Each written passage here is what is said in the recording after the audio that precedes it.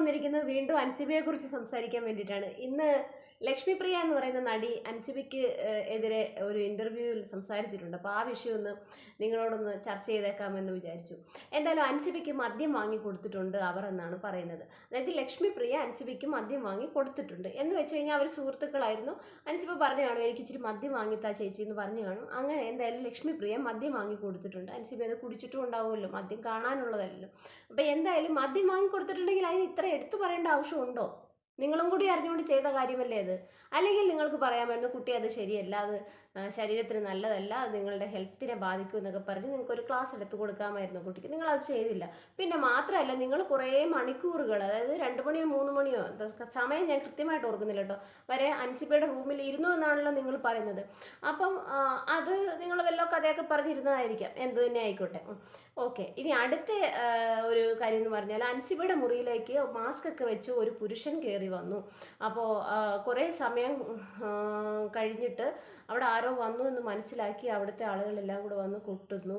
അപ്പോൾ ആധാർ കാർഡ് തരാൻ പറയുന്നു. ആധാർ കാർഡൊന്നും തരാൻ പറ്റില്ല, ഇത് എൻ്റെ ബ്രദറാണെന്ന് പറയുന്നു എന്നൊക്കെ പറഞ്ഞിട്ട് നമുക്ക് കേട്ട് കഴിഞ്ഞാൽ മനസ്സിലാകുന്ന, അതായത് ഏതൊരു മനുഷ്യനും മനസ്സിലാവും അൻസിബയെ വളരെ മോശക്കാരിയായിട്ട് ഈ സമൂഹത്തിന് മുമ്പിൽ ചിത്രീകരിക്കുക എന്ന് പറയുന്ന ഒരൊറ്റ ഉദ്ദേശത്തോടു കൂടി മാത്രമാണ് ഈ ലക്ഷ്മിപ്രിയ എന്ന് പറയുന്ന ആ ലേഡി വന്നിരുന്ന് ഇങ്ങനെ ഒരു ഇൻ്റർവ്യൂ കൊടുക്കുന്നത്. സത്യം പറഞ്ഞാൽ എന്തിനു വേണ്ടിയാണ് ഈ ലക്ഷ്മിപ്രിയയെ വിളിച്ചിരുത്തി ഇങ്ങനെ ഒരു ഇൻ്റർവ്യൂ ചെയ്തതെന്ന് പോലും മനസ്സിലാകുന്നില്ല. അൻസിബയെ കരിവാരിത്തേക്കാൻ വേണ്ടിയിട്ടാണ്. കാരണം അവരെ പർപ്പസ്ഫുള്ളി നാട്ടുകാരുടെ ഇടയ്ക്ക് നാറ്റിക്കാൻ വേണ്ടിയാണ് ഇവർ ഇൻ്റർവ്യൂ കൊടുത്തിരിക്കുന്നത്. പക്ഷേ ഇവിടെ എല്ലാ ആളുകൾക്കും മനസ്സിലായി അൻസിബ ഒരു തെറ്റും ചെയ്തിട്ടില്ല എന്ന്.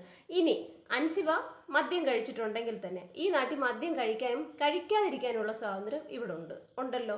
ഇവിടെ മദ്യശാലകളെല്ലാം തുറന്നു വെച്ചിരിക്കുകയാണ്. ഇവിടെ ഒരു മദ്യശാല അടഞ്ഞു കിടക്കുന്നില്ല. അപ്പോൾ മദ്യം വാങ്ങാനുള്ളതാണല്ലോ.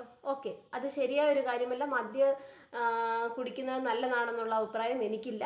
ഞാൻ അതിന് എതിരായിട്ടുള്ള ഒരാളാണ്. പക്ഷേ ഈ നാട്ടിൽ എല്ലാവരും അല്ല, കുറേ ആളുകൾ അത് ചെയ്യുന്നുണ്ട്. 5 പേര് കുടിച്ചെങ്കിൽ തന്നെ അത് അവരുടെ പേഴ്സണൽ കാര്യമാണ്. ഓക്കെ, രണ്ടാമത്തെ കാര്യം, അവരുടെ റൂമിലേക്ക് ഒരു പുരുഷൻ വന്നിരിക്കുന്നു എന്ന് പറയുന്നു. അതെന്താ, ഇത്ര ആനക്കാര്യമൊന്നും അല്ലല്ലോ, എന്താ സംഭവം? അവരുടെ റൂമിലേക്ക് ഒരു പുരുഷനെ അവർ ക്ഷണിച്ചിട്ട് വന്നായിരിക്കാം. അത് അവരുടെ ആങ്ങളെയായിരിക്കാം, അല്ലെ അവരുടെ കാമുകനായിരിക്കാം. അത് അവരുടെ വ്യക്തി സ്വാതന്ത്ര്യമാണ്, അല്ലേ?